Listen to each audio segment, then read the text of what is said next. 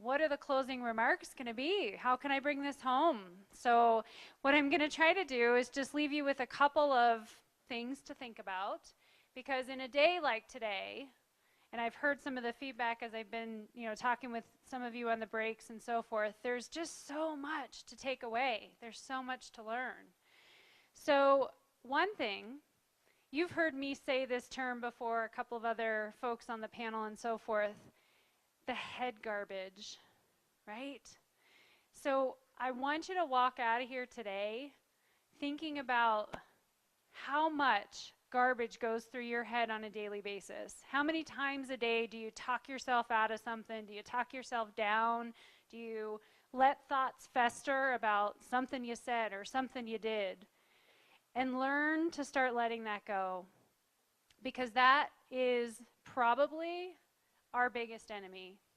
And again, I'm generalizing from a female standpoint here, but I think I see a lot of heads nodding, because I think we all kind of recognize that.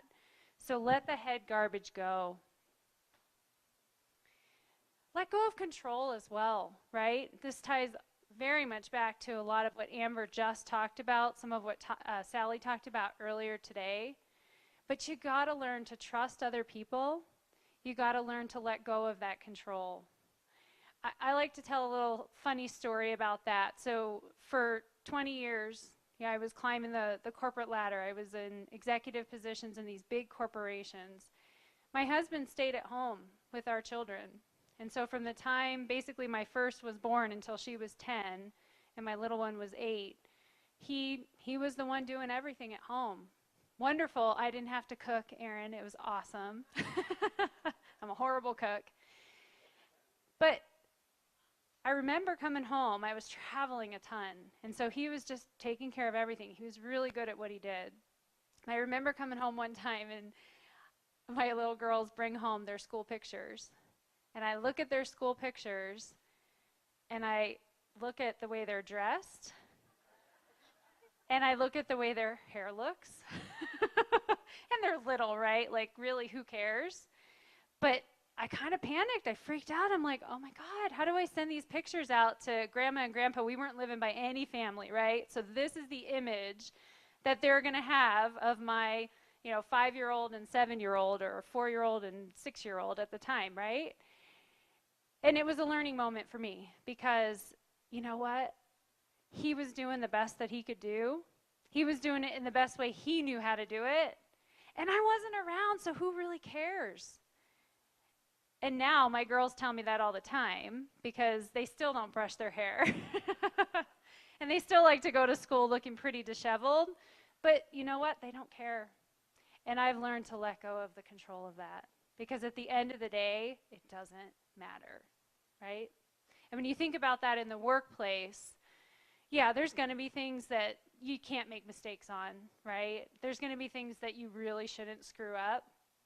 But at the end of the day, most of the stuff really probably doesn't matter that much. So just let it go.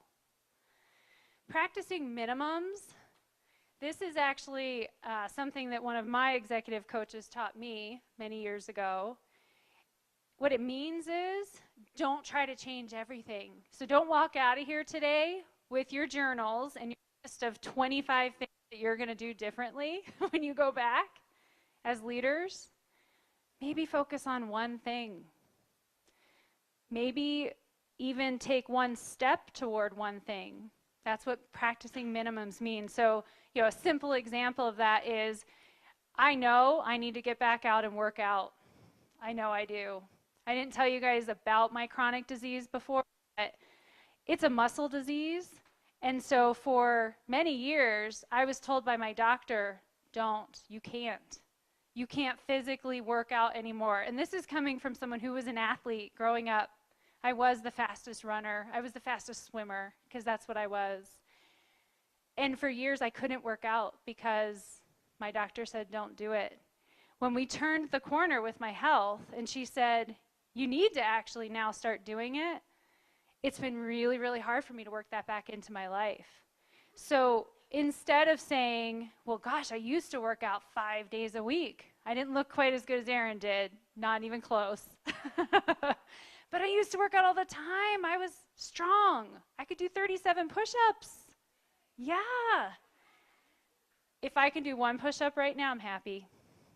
Because that's my minimum. And maybe someday I'll build up to 5. But that's how you take things, step by step, day by day. Okay? So don't walk out of here trying to change everything. Don't try to change the world. Take one thing, take 2 things out of today, and you will make a difference in your life and the life of those that you lead. And then last but not least, I want you guys to think about surrounding yourself, right? I talked about this in the beginning, about building the community of support. I want you to think about surrounding yourself with not just people who think like you, but people who balance you. People who, I'm not a funny person, so I like to be around people who make me laugh. I'm not necessarily even, a very strategic thinker all the time, so I like to be around people who are reading books constantly or who are constantly researched, right? That's how I've balanced my circle. And I want you to think about today as sort of the start of your journey, and I hope that you all feel like today gave you something that you can go back and change. Some of the introspection, some of the self-development, some of the tips and tricks that you learned from the very successful executives that we had in the room today.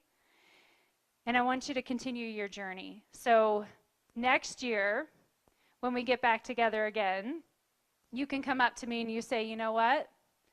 I changed something as a result of being at the Women's Leadership Summit. Something in my life changed for the better. I want to hear those stories. And so one thing that I want to do as kind of a thank you for all of you attending today and taking the risk of coming and spending a day away from the office and away from the day-to-day. And I know, because it's been happening to me too, right? I have a list of 55 things that came through today that I'm going to have to follow up on tomorrow. I got it, right? We all do. But as a thank you to you for spending the day with us today, I would like to offer you an opportunity to continue your journey. So in the Bay Area, actually in Santa Cruz, there is a fairly new university. It's called 1440 Multiversity. And it was started by some pretty rich Silicon Valley executives that wanted to take forward some of the great lessons in people leadership and transformation that they had learned in their career. And because they were very rich, they could build a huge campus and they could put together amazing programs. And so actually it was Amber who turned me on to this particular summit, which is called the World Changing Women's Summit. And it's going to happen in January of 2019. And I want to send one of you guys to that summit.